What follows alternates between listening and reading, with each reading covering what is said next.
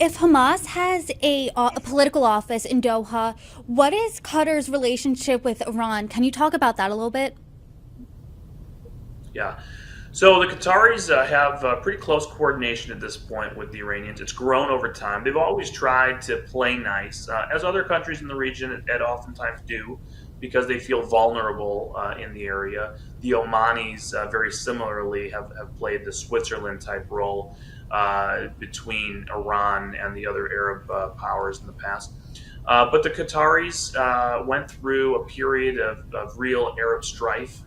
You'll remember the Saudis under Mohammed bin Salman, when he became crown prince, took on Qatar over all of these activities, and thought that if they sort of imposed an economic embargo, went after Qatar on the world stage politically, they could pressure the Qataris and get other countries to pressure the Qataris to cut off all of these links to the Muslim Brotherhood network, including Hamas and ISIS and Al Qaeda.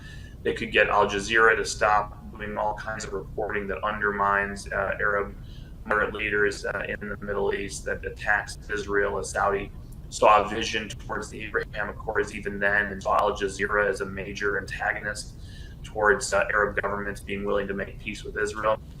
And so that period of time, Qatar decided, rather than make concessions on these issues, to stay firm, poured a ton of money into DC lobbyists and PR firms to fight back, engaged in a lot of hacking of Americans and others that we saw come out via press leaks, and then turned to Iran and said, let's increase our trade, but also let's increase our coordination. And so, just as an example, Al Jazeera signed a coordination agreement at the time with the Iranian state news network, and that holds today. And so, disinformation, propaganda, amplifying anti-American voices is actually done in coordination between the Qataris and the Iranians. So it's not exactly, they're completely in a marriage together. It's a marriage of convenience, so to speak.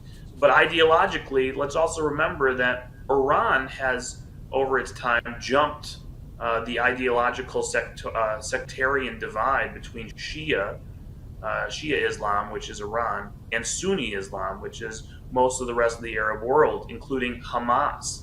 It's interesting to note Shia radicals in Tehran are investing in and supporting Sunni radicals in Gaza, in the same way that the Qataris are ideologically aligned with those Sunni radicals in Gaza. And so they both share this vision of the destruction of Israel.